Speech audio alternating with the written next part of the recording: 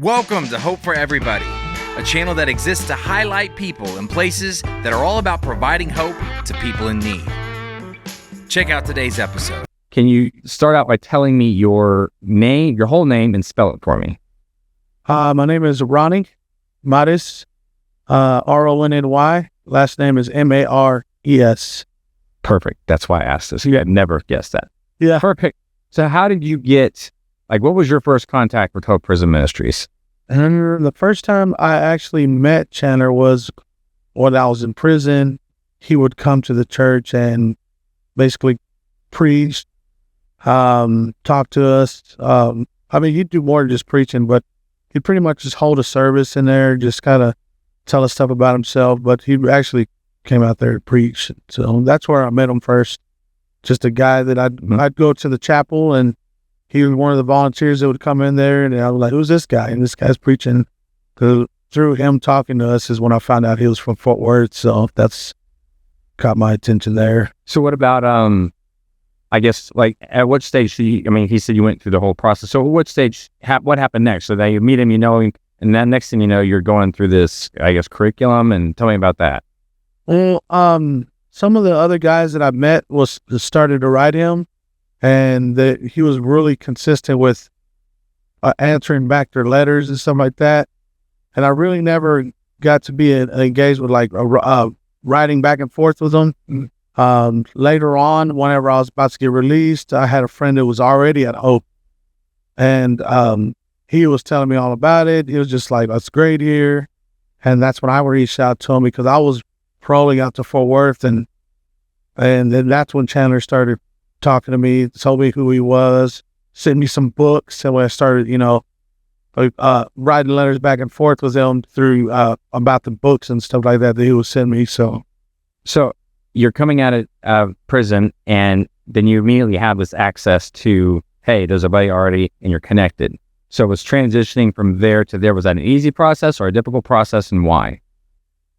You mean like from paroling out of prison, and then you moved into, I'm assuming, one of the housing units with your buddy or something like that, right? Yeah. No, as soon as I got out, it was, he put me in an environment to where it was cell phone already in hand, internet access already available, a room, my family was able to bring me stuff like that. So, stuff that I needed as far as whatever it be, groceries or clothes or anything. So whenever I came into Hope House, it was already something that was kind of in place to where all you had to do was just make the phone calls. You had to, look for jobs or whatever using the internet that was already available there. So it really just made it a lot easier for the guys. When you get out, basically you have all the tools needed to be able to find a job. So me, fortunately, I already had a job lined up pretty much. Well,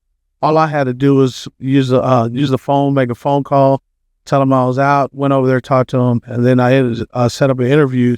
So I was able to get a job the first week that I got out. I got out on a Friday. On a Monday, I'll start my first day at job. So, but getting out, it was so easy because the fact everything was already there. All you had to do was use the tools that were already available there at Hope House. So what would your life have been like as far as differences if Hope Prison Ministries hadn't existed? We're getting out. I don't know.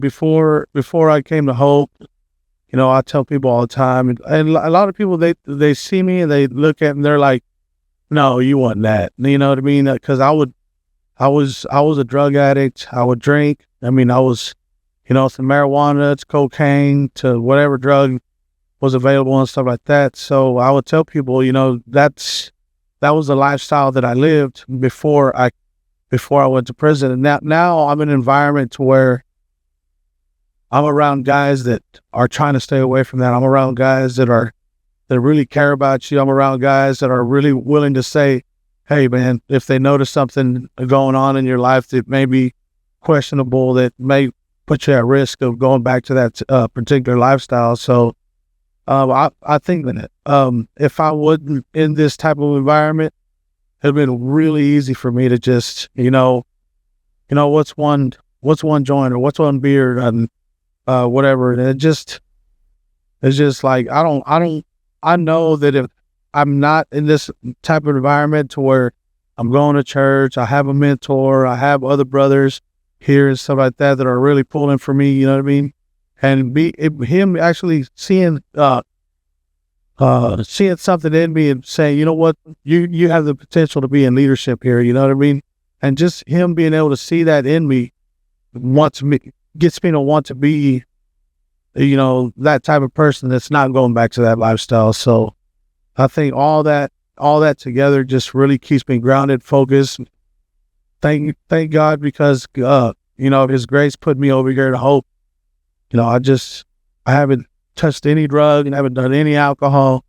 I've been out almost 3 years, and I'm a supervisor. I mean, a lead guy at my job. I mean, I'm helping other guys find jobs here and stuff now. Just elder in the church, and just like, had I not been put in this type of environment, I wouldn't have been able to see the potential that I had to be someone who is living a sober life, somebody that's living, you know, being a God-fearing man out in the free world sober.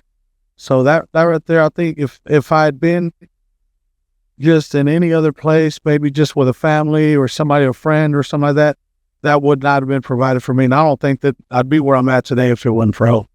If you're liking this content, don't miss out on future episodes. Like, subscribe, and hit the bell for notifications. Now back to the show. Perfect. Real quick, just talk about this. We're at the church today. What makes this church special?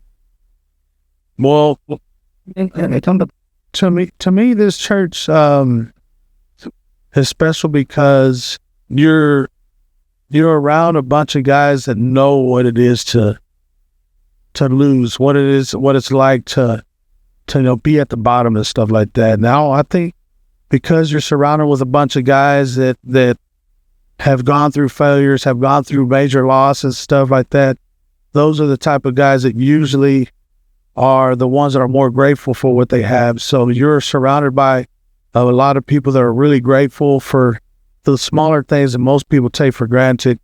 So, you know, and because of that, we build a friendship. It's almost like a family when we come here, because we've all kind of, even though we come from diverse backgrounds, whether it be cultural or ethnic, whatever, I think we all have something in common together. We all know what it's like to be at the bottom. We know, and because of that, we know how it is. That's what makes us grateful to be where we're at right now. So we kind of build a friendship. It's almost like a family here because we've all kind of walked that while we all understand each other, stuff like that. And really, it just allows being grateful for what we have now allows us to really love other people the way God wants us to love people. So anybody that may come into the church that hasn't been through that or whatever, they can feel that type of, you know, welcome from other guys, because we're willing to, you know, care about anybody that walks through that door. So I think that's really what kind of gives us that bond together, because we know we all have a similar walk, and we're all very grateful because of that similar walk. So Excellent. Let me just ask you one final question. If I tried to talk to somebody and convince them that they should support Hope Prison Ministries, and they said, why should I care about this ministry? Why would you tell them that they should care about this ministry? I would say that, you know, this ministry right here, it's when you give to a ministry like this, you're basically given to support somebody that supports people that need it, to where there is nowhere else to turn. You know what I mean? There's so many people that come here where it was their last hope. There was no other way to go. Nobody else would take them. Nobody else would give them the time. Everybody said no, and Hope was the only one that would say yes.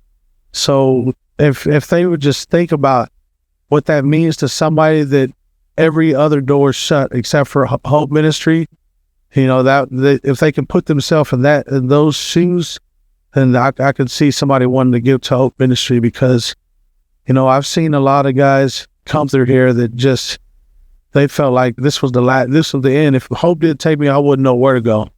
They were either going to be on the streets or staying in prison, or they would have just, you know, been in a situation that, you know, where there was just, it end up hopeless, you know what I mean? But now, because Hope is here, and was that avenue to where, you know what, we're not going to tell you no, we're going to take you in. And I think just for someone to think about that for a second, what would it be like to have nobody say yes except for Hope? And that's what Hope is. It's that one avenue that says, you know what, we'll take you. We can believe in you. We'll give you a place.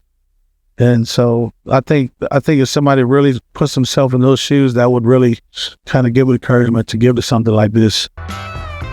If you'd like to be a part of the show and tell us your story, please visit us online at hopeforeverybody.org.